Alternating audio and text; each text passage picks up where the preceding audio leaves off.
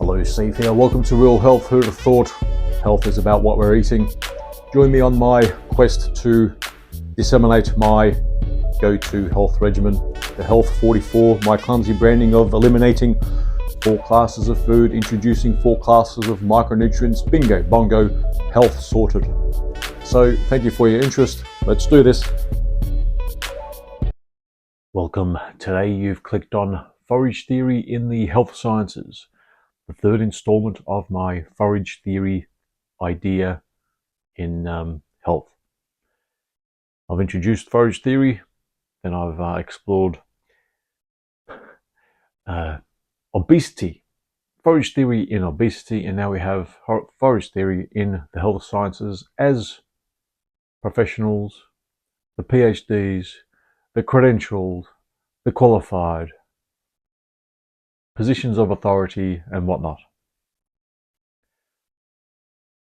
We are constantly clutching at straws. This clutching of straws, that straw bale, that straw bale.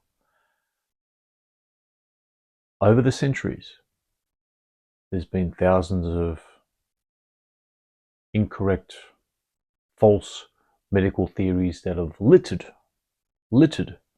the health sphere. And this century is no different. Already the carnivores and the ketos would like to suggest that that's the best diet to have. The ancestral diet, my last episode. The vegans would suggest that. So you get my drift. There's plenty of pluses for the vegans, pluses for the carnivores and the ketos. I myself, as the sort of diet that I enjoy is keto. Heavy keto, I'd classify it as. The people that like to suggest they are carnivore, which suggest meat, dairy, butter, bacon, those sort of people. No. Butter and eggs is not carnivore. You are heavy keto. I am heavy keto. I'm ladened in my diet with pretty much beef. I had salmon today, actually. Beef, eggs, yogurt, and milk in my 2 or 3 organic decaf coffees. I can't get off caf because the withdrawals are too awful. It's worse than recreational drugs when you're withdrawing off recreational drugs. So they say. I haven't partaken. Lucky I didn't, because I could have, based on my pica, and Forage Theory has an element of pica in it with cravings. But with the health sciences,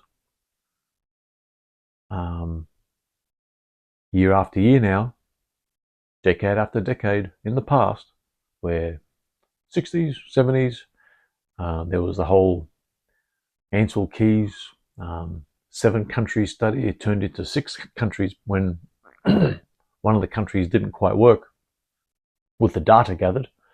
It was supposed to be a 22-country study. Only 6 of those countries fit in, you see, fit into the mold of olive oil, ancestral diet,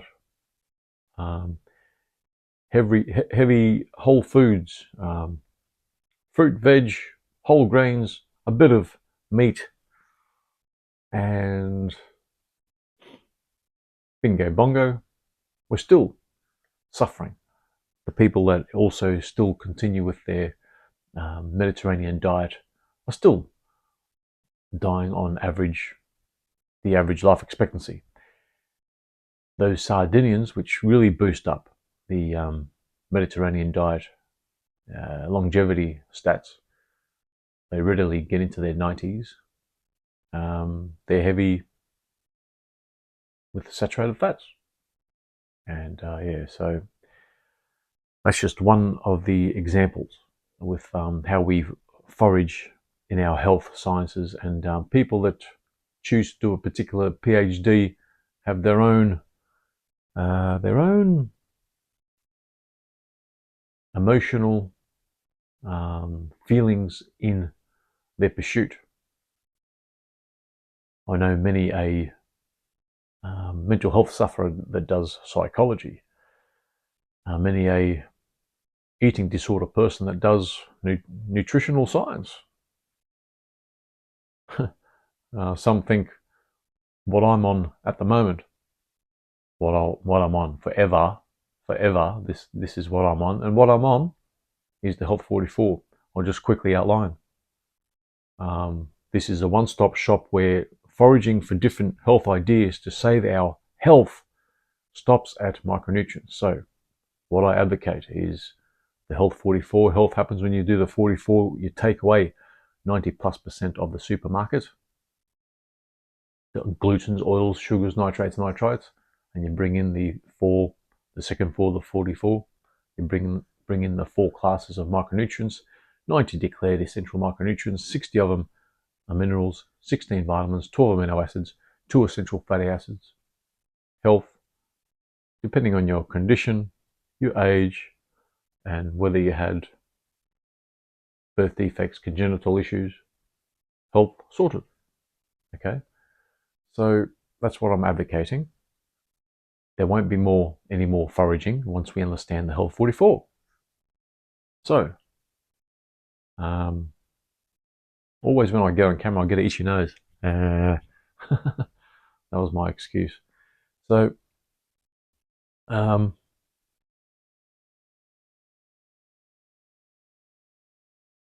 also, it comes down to feelings of calories in, calories out, because usually health really centers on weight loss equals health. No, not really. That's also a micronutrient issue.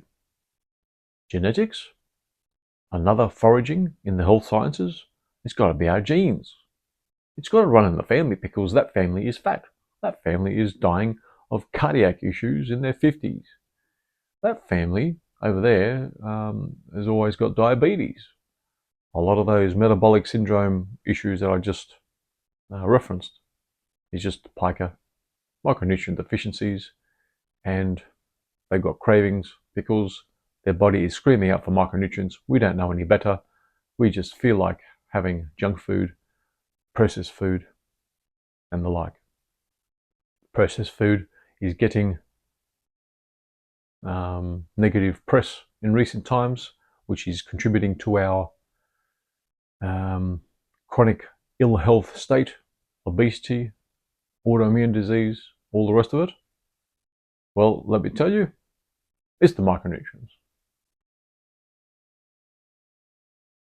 If we don't understand the micronutrients, we will continue, especially this whole gene therapy thing. Trillions will be plowed into that and we'll get no return. I'm telling you now, we'll get no return.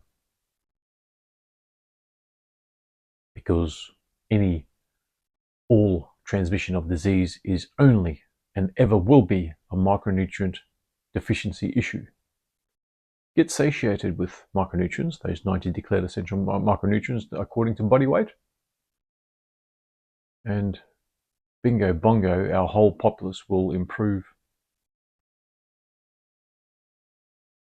There's not much mainstream science that is gravitating towards the right nutrition, and the right nutrition doesn't mean whole foods and variety and staying away from processed foods. It's making sure that you get the micronutrients. Even a organic whole food diet won't save you because our food supply chain globally is impaired for the last 1.5 centuries due to our electricity usage, which relates to we don't put ash on our crops anymore. The dams, the 3 million dams on the planet, which have pretty much mitigated most seasonal flooding. We used to get minerals in our farming soils that way. It never used the silt from the seasonal flooding never used to be cleared, it just got tilled back into the soil. Nutrients, micronutrients, minerals in that. If the minerals aren't in our soils, they're not in the food, and they don't end up into us. Simple. Okay, so this Mediterranean diet, this diet, that diet, gene therapy, pollution, mold toxicity, toxicity with mold and EMFs even.